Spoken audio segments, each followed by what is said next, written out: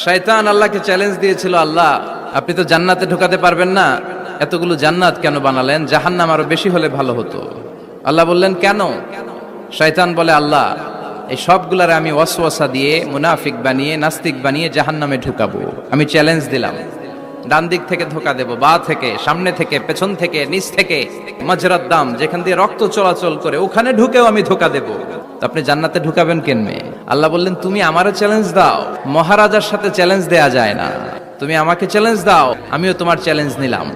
তুমি আজীবন ধোকা দিবা, আজীবন তুমি গোমরা করবা, বেনামাজি বানাবা, জালিম বানাবা।